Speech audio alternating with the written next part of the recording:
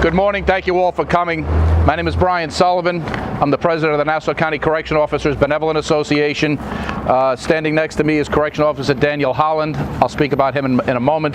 Behind me are Nassau County Correctional Officers, members of my board that all came out to support us today. We're here today to support our brother officer Daniel Holland, who was viciously attacked by a violent felon being held in our Nassau County Jail facility on numerous violent crimes. Officer Holland was simply doing his job, performing a routine patrol, when he was completely and unprovoked attacked by this inmate. He is still out of work with injuries that occurred on the date. The date of 5/26 was the date of the attack. This violent attack comes at a time in our society when law enforcement officers are constantly on the defensive and under attack not only by violent felons, but by our very own elected officials who appear to be more interested in the well-being and rights of criminals than they are for the very people who keep them safe and provide order for them every day. We see examples of this insanity coming out of Albany on a conveyor belt every day. Unfortunately, we have been here before. Our officers have been assaulted and attacked before, and those inmates were charged with those crimes, only to see plea deals made with those attackers whose original criminal cases were rolled together with these types of assaults. In those instances, the attacks on our officers inside our facility saw little or no justice for that violent act that was committed while they were in custody. A crime is a crime, whether committed on a street corner or in a correctional facility, and it should be treated exactly as such. Each violent act should be treated and charged separate and distinct from each other violent act. We have also been here before talking about staffing in our facility, training, and emergency response. I have repeatedly spoken publicly in numerous public forums, in the media, and with our county about the importance of training, staffing, and our emergency response capabilities. The emergency response capabilities going back to our former sheriff, Michael Spizzato. This is all now the full responsibility of our current sheriff, Vera Flood, and her administration. Nothing's being done to address any of this. Training, equipment, staffing, emergency response, tools, you name it, we're still sitting here with nothing being done. Nothing has occurred here to restore the draconian gutting of this department that took place under the Mangano administration, and this jail is not a safe place because of it.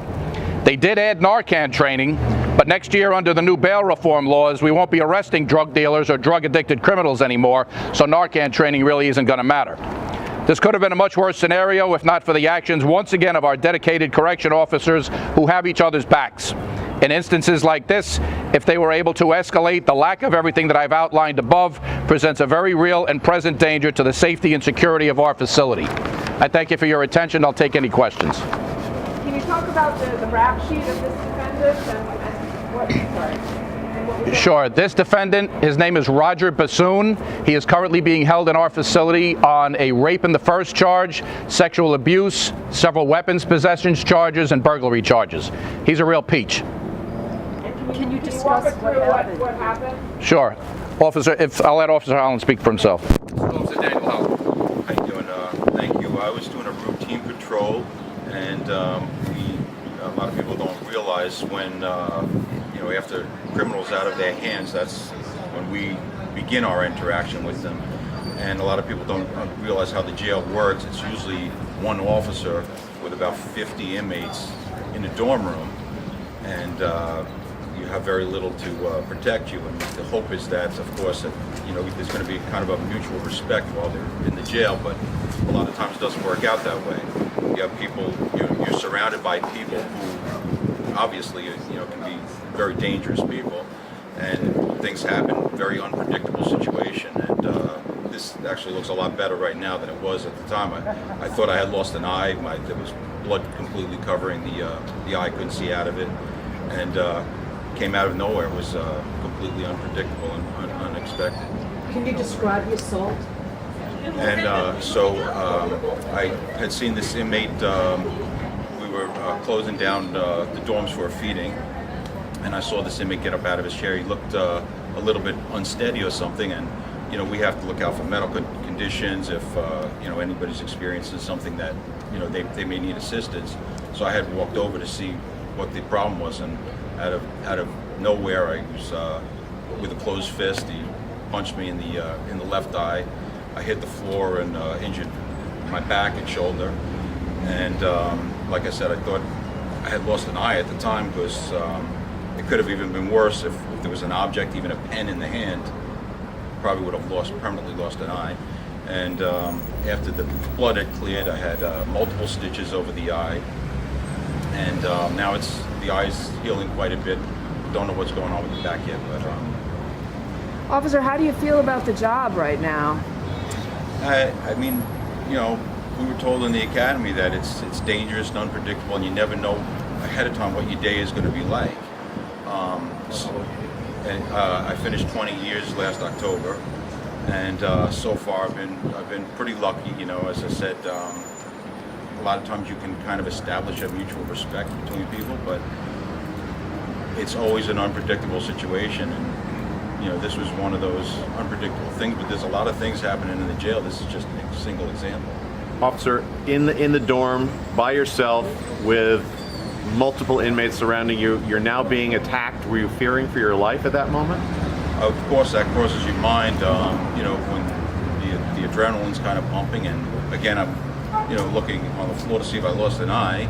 But there is also that thought in the back of your head. It could be, it could be a setup. It could be there's multiple gangs in the jails, of course, and you really don't know what it's going to progress to. It could be a single inmate, or it could be multiple. Fortunately, in this one, it was a single inmate who was unstable. And do you have a plan to go back to work at this point, or?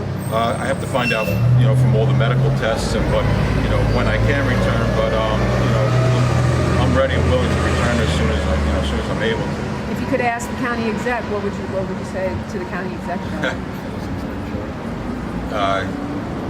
We definitely have to prosecute these things as full as we can, and show that it's a serious thing that's happening to the officers.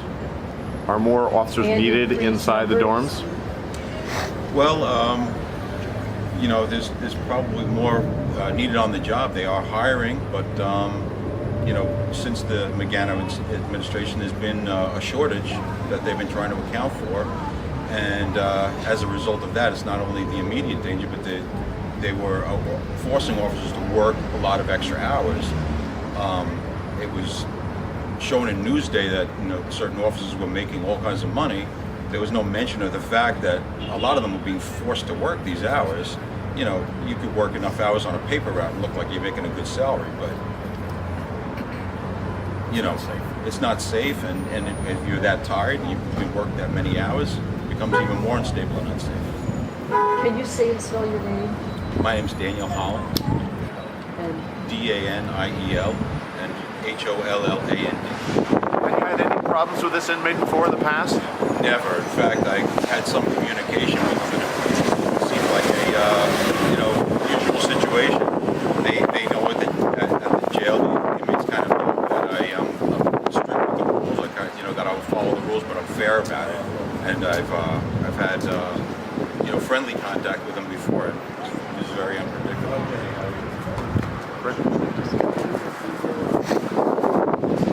Okay. Thank you very much. I appreciate you coming out. The inmates will be here soon. They're going to arraign him in Arraignment A. And thank you for coming out. If anything else I can... Was he charged today? I don't know the official charge. I would certainly hope that it's going to be an assault in a second due to the nature of the injuries. He had several stitches over his eye. He's got back injuries and shoulder injuries. So that's what we're here first and foremost, to make sure that this inmate is charged with the fullest extent of the law, and that it's treated that way. And unlike in the past, where the inmates outside first criminal charges end up getting rolled into these things with plea bargains, we don't want the message being sent to inmates that it's okay to put your hands on correction officers because you're not going to be charged. We're just worried about your first crime. These things need to be treated as crimes in the jail, just like crimes in the street are. That's the message. Thank you very much.